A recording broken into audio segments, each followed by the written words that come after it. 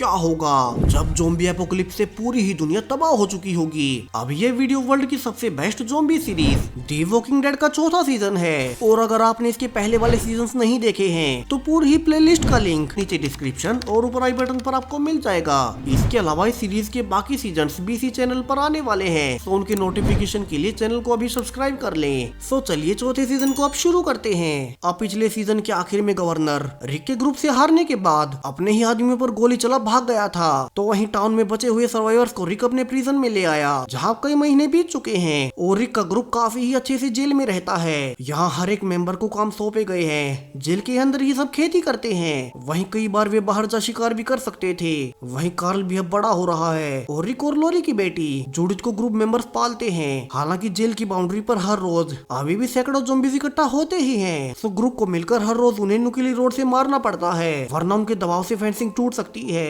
और इसीलिए ही कैरन जब हर रोज की तरह ज़ॉम्बीज़ को मार ही रही थी कि उसका पति टायरिस उसकी मदद करने आता है। वहीं पिछले कुछ महीनों से मीचन हर कुछ हफ्तों बाद जेल में आती रहती है, जहां वो कार्ल के लिए गिफ्ट्स भी लाती। हालांकि वो ग्रुप के साथ नहीं रहती है, बल्कि अभी तक भी गवर्नर से बदला लेने के लिए उसे ढूंढती फिर रही थी। वहीं अब टाउन के सर्वाइवर्स के आने के बाद ग्रुप में काफी सारे हो चुके थे, तो कैरल उन्हें पढ़ाने लगती है। और चूंकि वे एक ज़ॉम्बी वर्ल्ड में जी रहे हैं, तो कैरल उन्हें अब चाकू का इस्तेमाल कर ज़ॉम्बीज़ को मारना सिखाती है, ताकि वे खुद को बचा सके। जहां ग्लेन और मैगी भी एक साथ थे और वे सोच रहे थे कि उन्हें बच्चा पैदा करना भी चाहिए या नहीं, स्पेशली उस घटना के बाद जो कुछ भी लोरी के साथ हुआ।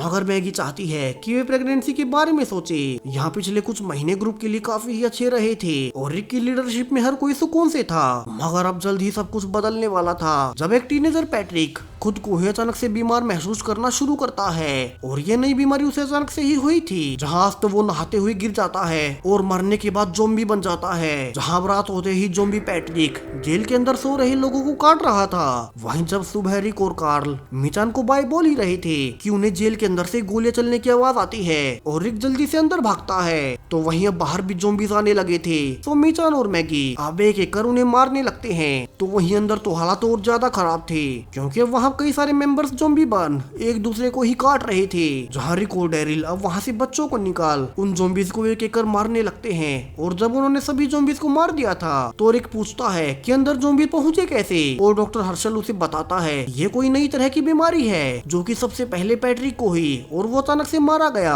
जिसके बाद तो उसके काटने से कई सारे ग्रुप मेंबर्स ज़ॉम्बी बन गए। सो ये नई बीमारी काफी ही तेजी से लोगों को मार देती है, जिसके की बाद अब एक इमरजेंसी मीटिंग बुलाई जाती है और डॉक्टर हर्शल सबको बताता है कि ये जो नई बीमारी है इसे आज से पहले उसने कभी नहीं देखा और ये बीमारी ऑलरेडी ग्रुप के कई सारे लोगों तक पहुंच चुकी है। तो उन्हें अभी ही बीमार लोगों को बाकी ग्रुप से अलग कर क्वारंटाइन करना होगा, वरना उनके मरते हुए ज़ॉम्बी बन बाकी सबको काटने लगेंगे। और तब तक डॉक्टर हर्शल इस नई बीमारी पर रिसर्च करेंगे और इसका इलाज ढूंढेंगे। जहाँ बीमार लोगों में टायरिस की पत्नी कैरन भी थी। वहीं आज सुबह अंदर के ज़ॉम्बीज़ को मारने के चक्कर में बाकी सब बाहर वाले ज़ॉम्बीज़ को मारना भूल गए थे, जो कि उनकी फेंसिंग को तोड़ रहे थे। तो यहाँ से सभी भागकर अब जल्दी से सबको मारने लगते हैं, मगर उन ज़ॉम्बीज़ की संख्या कुछ ज्यादा ही थी। तो रिक को ना चाहते हुए भी अब खुद ही बाहर जा उन ज़ॉम्बीज़ को फेंसिंग से दूर ले जाने के लिए अपने पालतू जानवरों को उनके सामने फेंकना ही पड़ता है, ताकि वो फेंसिंग ना टूटे। लेकिन जब वो वापस आया ही था कि वो पाता है कि किसी ने कैरल और डेविड, जिन दो लोगों को ग्रुप ने क्वारंटाइन किया हुआ था क्योंकि वे बीमार थे, उनको किसी ग्रुप मेंबर ने मार डाला है। जिसे कि देख अब कैरन का पति टायरिस काफी ही गुस्से में था और वो चिल्लाने लगता है कि जिसने भी किया है वो उसे जिंदा नहीं छोड़ेगा। यहाँ रिक उसे समझाने की कोशिश भी करता है कि वे उसे ढूंढ ही लेंगे, मगर टायरिस तो किसी की भी सुनने को तैयार न था। और यहाँ से फिर से मीटिंग बुलाई जाती है कि उन्हें जल्द से जल्द पता करना होगा कि उनमें से वो कौन है जिसने कि उन दो लोगों को जिंदा जलाया। इसके अलावा डॉक्टर हर्शल के अनुसार पास के एक मेडिकल कॉलेज से उन्हें कुछ दवाइयाँ मिल सकती है, जिनसे कि वो इस नई बीमारी का इलाज कर सकता है। वहीं अब तक ये बीमारी तेजी से फैल रही थी और ग्लेन को भी बीमार होने पर अब सबसे अलग क्वारंटाइन होना ही पड़ता है, जिससे मैगी काफी दुखी थी। यहाँ से डेरिल और मिचान अब टायरिस के साथ एक टीम बना उसी मेडिकल कॉलेज में दवाई लेने जाने लगते हैं। तो वहीं रिक और बाकी सब काफी ही परेशान थे कि वे क्या करें, क्योंकि अब तक उनके ग्रुप के काफी सारे लोग बीमार पड़ चुके थे और क्वारंटाइन में थे। वही अब उनके पास पानी भी कम ही बचा था। तो कैरल और रिक अब खाना पानी लेने जाने लगते हैं और इसी दौरान कैरल अब रिक को बड़ी ही हैरानी वाली बात बताती है कि उन दो ने जलाया था ताकि ये बीमारी बाकी ग्रुप में ना फैले, क्योंकि उनके ग्रुप में काफी सारे बच्चे भी हैं। मगर यहाँ से रिक को गुस्सा आता है क्योंकि वो हर किसी को मौका देना चाहता था और वो अब पानी लेकर कैरल को वहाँ से अपने साथ ले जाने से मना कर देता है और उसे ग्रुप से निकाल देता है, क्योंकि उसने बिना किसी से सलाह किए उन दो लोगों को मार डाला और अकेले ही वापस जेल में आने लगता है। तो वहीं डेरिल की टीम अब बड़ी मुश्किलों से ज़ॉम्बी से बचते हुए फाइनली उस मेडिकल कॉलेज में पहुंच ही गई थी और वे वहां से जितनी भी दवाइयां थी उन सबको इकट्ठा कर वापस से जेल में आने लगते हैं। वहीं जेल में तो हालात और गुजरते समय के साथ खराब होते जा रहे थे। वहीं जेल के तो हालात हर गुजरते समय के साथ खराब होते जा रहे थे क्योंकि डॉक्टर हर्षल इस बीमारी को समझ नहीं पाते। तो वहीं मैगी अकेली ही बाहर ज़ॉम्बीज़ को मार फेंसिंग को टूटने से बचा रही थी, जहाँ रिक भी आकर मैगी को बताता है कि वो कैरल ही थी जिसने कि उन दो लोगों को जलाया था। तो उसने उसके लिए उसे ग्रुप से ही बाहर कर दिया। वहीं अब तक अंदर कई सारे लोग बीमारी से मर चुके थे और अब वे ज़ॉम्बी बन एक दूसरे को ही काटने लगते हैं, जिससे कि बाहर मैगी अब ग्लेन को बचाने भागती है। तो वहीं रिक कार्ल को बुलाता है ताकि वे दोनों मिलकर जेल की फेंसिंग को बचा सकें, क्योंकि अंदर काटने की आवाजों से बाहर से और ज्यादा ज़ॉम्बीज़ अंदर इकट्ठा हो रहे थे। जहां दोनों कोशिश भी करते हैं मगर उन्होंने पहली लेयर को तोड़ दिया था। सो रिक और कार्ल अब अकेले ही गन्स के साथ उन ज़ॉम्बीज़ को एक एक कर मारने लगते हैं।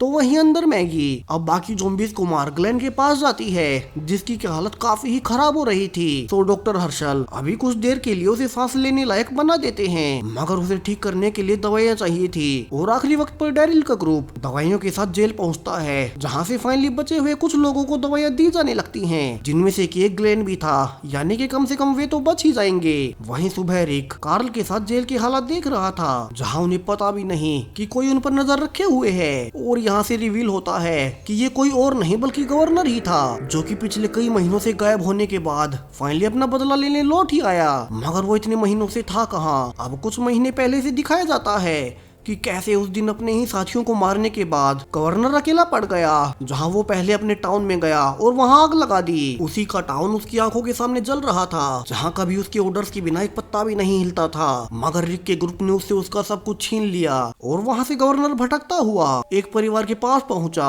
अब इस परिवार में दो बहनें तारा और लिली थी। इसके अलावा लिली की एक बेटी मीगन और दोनों ही बहनों का एक पिता डेविड था। यहाँ गवर्नर को छोटी मीगन को देख अपनी बेटी की याद आ रही थी, तो वो कुछ दिन इसी फैमिली के पास रहने का फैसला करता है। वहीं उसने अपने पास्ट के बारे में उनसे झूठ भी बोला और समय के साथ मीगन की माँ रूबी गवर्नर के पास आने लगी। मगर गवर्नर का मकसद था कि वो एक ग्रुप बनाए और उसी जेल पर हमला करे जहाँ के रिक का ग्रुप रहता है। सो वो बिना लिली और मीगन को सच्चाई बताए उन्हें अपने साथ ले जाने लगता है। और इसी दौरान उसे एक दूसरा ग्रुप भी मिल चुका था जो कि उसे चाहिए था, मगर वो इस ग्रुप का लीडर नहीं था और इसी के लिए उसने चाल चलनी शुरू की और समय के साथ धोखे से उन सभी लोगों को मारता गया जो कि उस ग्रुप के लीडर थे। और फाइनली वो खुद उनका लीडर बन ही गया। और अब फाइनली गवर्नर के पास फिर से सब कुछ था, जहाँ इस ग्रुप के पास तो एक टैंक भी है, यानी कि वो रिक के ग्रुप से बदला ले सकेगा। और इसी के लिए अब वो अपने ग्रुप को ये कहकर कि रिक का ग्रुप बाकी सर्वाइवर्स को लूट उन्हें मार देता है, उन्हें रिक के ग्रुप पर जेल में हमला करना होगा। यहाँ वो आगे कहता है कि रिक के ग्रुप को हरा वे उनसे जेल छीन सकते हैं, जो कि ज़ॉम्बी से सबसे ज्यादा सेफ रहेगी और वे अंदर ही खेती कर पाएंगे। यहाँ गवर्नर की सब बातें सुन हर कोई इसके लिए हाँ कह देता है। हालांकि लिली को गवर्नर पर शक होने लगा था, मगर गवर्नर कैसे भी करके उसे मना ही लेता है। और अब प्लान के अनुसार गवर्नर ने चुपके से मीचान और डॉक्टर हर्षल को जेल के पास से पकड़ लिया था, जहां से अब अगले ही दिन जब जेल में किसी को पता भी नहीं था कि आगे क्या होने वाला है, अचानक से ही उन पर टैंक से हमला होने लगता है। उन पर बम गिर रहे थे और बाहर वे देख पाते हैं कि गवर्नर फिर से लौट आया है और इस बार वो बड़े बड़े टैंक्स के साथ अपनी पूरी आर्मी लेकर आया था। वहीं वो अपने लोगों के सामने खुद को बड़ा दिखाने के लिए रिक को अकेले में एक ऑफर भी देता है कि रिक का ग्रुप अभी ही जेल को उनके ग्रुप के लिए खाली कर दे, वरना वे डॉक्टर हर्षल और मीचान जिन्हें कि उसने पकड़ रखा था वो उन्हें अभी मार देगा और फिर वे जेल पर अटैक कर उसे भी नष्ट कर देंगे। यहाँ रिक गवर्नर को समझाने की कोशिश भी करता है कि जेल को नष्ट कर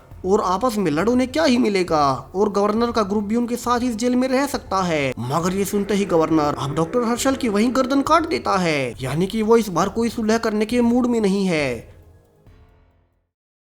और यहीं से अब दोनों ही ग्रुप के बीच लड़ाई होना शुरू होती है, जहां गवर्नर का टैंक सारी ही फेंसेस को तोड़ अब जेल के अंदर घुस रहा था। तो वहीं रिक उन्हें रोकते हुए अब एक बस में बाकी सर्वाइवर्स को बैठा वहाँ से भगाने लगता है ताकि कम से कम बच्चे और औरतें लड़ाई से बच सकें। वहीं गवर्नर और रिक के बीच लड़ाई भी चल रही थी जिसमें कि गवर्नर रिक पर भारी पड़ने लगता है और जब वो रिक को मारने ही वाला था कि पीछे से मीचान अब गवर्नर पर अपनी कटाना से वार करती है। वहीं अब तक रिक के साथियों ने भी गवर्नर के टैंक को तबाह कर दिया था मगर अब तक टैंक की आवाज और फेंसिस के टूटने से वहाँ बहुत सारे ज़ॉम्बीज़ इकट्ठा होने लगते हैं और हजारों की संख्या में ज़ॉम्बीज़ अब जेल के अंदर घुस रहे थे जिन्हें की रोक पाना अब नामुमकिन है और इसीलिए अब ग्रुप के बचे हुए मेंबर्स अपनी जान बचाने के लिए जेल से भागने लगते हैं और इसी बीच वे अलग अलग भी हो गए थे। जहाँ घायल रिक को भागते हुए कार्ल मिल जाता है मगर वो देख पाता है कि उसकी बेटी जूडिथ की सीट खाली ही है और यहाँ से रिक को लगने लगा था कि उसकी बेटी को भी ज़ॉम्बीज़ ने खा ही लिया। वहीं गवर्नर अभी भी जिंदा था मगर तभी उसके पास लिली आती है और कहती है कि उसके गुस्से की आग में उसने सभी को मरवा दिया और अब वो गवर्नर के सिर में गोली मार इस बार उसका खेल फाइनली खत्म कर ही देती है। वहीं जेल तो अब सेफ बची ही नहीं थी और टैंक के धमाकों से दीवारें और फेंसिंग टूट चुकी थी जहां हजारों ज़ॉम्बीज़ बचे हुए सर्वाइवर्स को काट रहे थे जिससे कि अब रिक का पूरा ही ग्रुप अलग अलग बिखर जाता है और सब अपनी जान बचा भागने लगते हैं ताकि वे ज़ॉम्बी से बच सकें। जहां पूरा ही जेल ज़ॉम्बी से भर चुका था तो मीचान पहले की तरह दो ज़ॉम्बीज़ के हाथ पैर काट उन्हें ढाल बना जाने लगती है। वहीं उसे रास्ते में डॉक्टर हर्षल का कटा हुआ सिर भी मिलता है जो कि अब ज़ॉम्बी बन चुका था तो वो जाने से पहले उन्हें भी मार देती है। वहीं रिक और कार्ल दोनों ही जेल से भाग रहे थे जहाँ रिक वैसे ही गवर्नर के साथ लड़ाई में काफी ही ज्यादा घायल हो चुका था तो वहीं दोनों ही कार्ल की बहन की मौत से दुखी भी थे और काफी दूर चलने के बाद वे फाइनली एक घर पर रात बिताने का फैसला करते हैं जहां मार्क कुछ ज्यादा ही दुखी था ये सोचकर कि वो अपनी छोटी बहन को बचा नहीं पाया।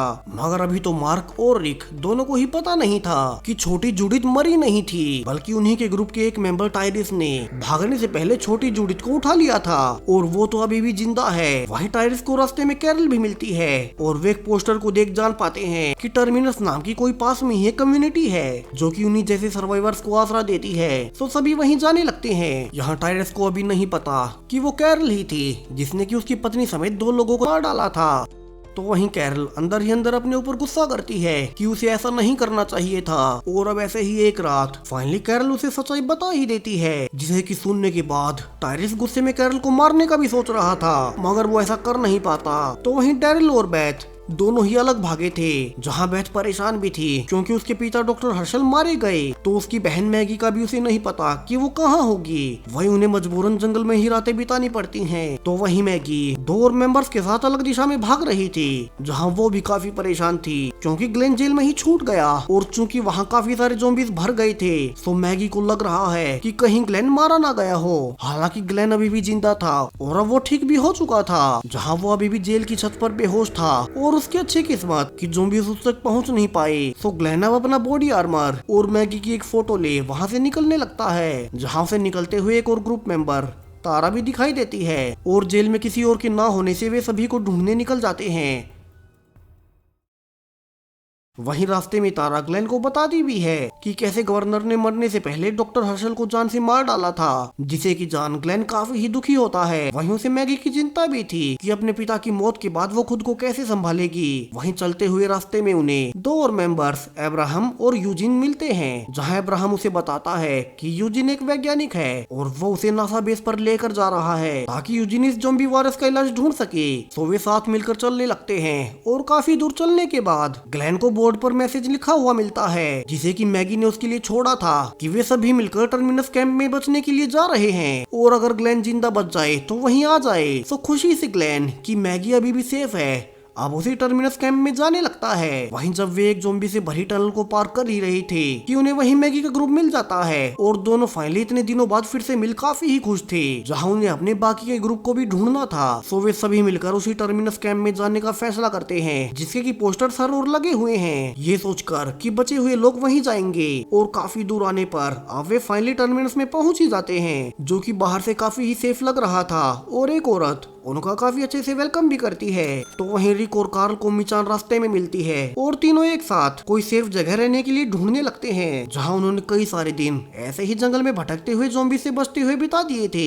और एक रात मिचान रिक से कहती है कि उसने रास्ते में एक टर्मिनस कैंप के पोस्टर्स देखे थे जो कि सर्वाइवर्स के लिए वहां आने को कह रहे हैं। वहीं पोस्टर्स में लिखा भी था कि टर्मिनस में भरपूर खाना और पानी भी है, तो उन्हें वहीं चले जाना चाहिए। तो वहीं अगले ही दिन उन्हें डैरिल भी मिल जाता है जो कि बताता है कि वैसे तो वो बैथ के साथ जेल से भागा था, मगर उसे बैथ रास्ते में एक ज़ॉम्बी हमले के दौरान खो गई। यहाँ रिक उसे कहता है कि वो भी उनके साथ टर्मिनस चले और क्या पता बैथ वहीं चली गई हो। जहाँ रिक को शक भी हो रहा था कि एक ऐसी दुनिया जहाँ खाने और पानी के लिए लोग एक दूसरे को ही मार रहे हैं, ये टर्मिनस नाम का कैंप उन सबको मदद के लिए क्यों बुला रहा है और उनके पास इतना खाना पानी कहाँ से आएगा। और इसलिए ही चारों जब टर्मिनस कैंप तक पहुँच भी जाते हैं तो उसके पहले वे उसके चारों ओर घूम उसकी जांच करते हैं कि अंदर चल क्या रहा है। वहीं अंदर चूंकि हथियार ले जाने भी मना थे, तो किसी अनहोनी के शक में रिक पहले ही हथियारों से भरा एक बैग टर्मिनस कैंप के बाहर एक गड्ढे में छिपा देता है, जहाँ से वे कैंप के अंदर जाते हैं। और इस बार भी उन्हें कैंप के मेंबर वेलकम करते हैं और उन्हें बचे हुए हथियार सरेंडर करने को कहते हैं, क्योंकि उनकी पॉलिसी थी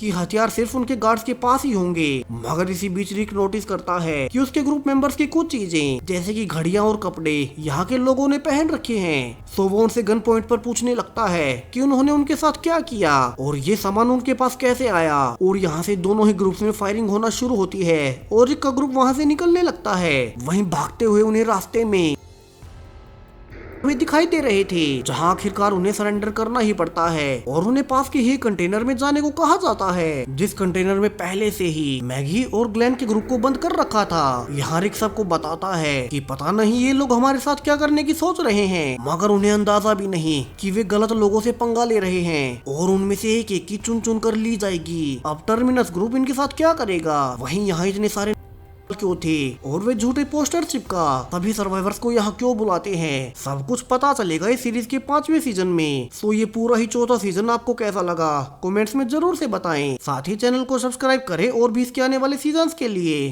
थैंक यू।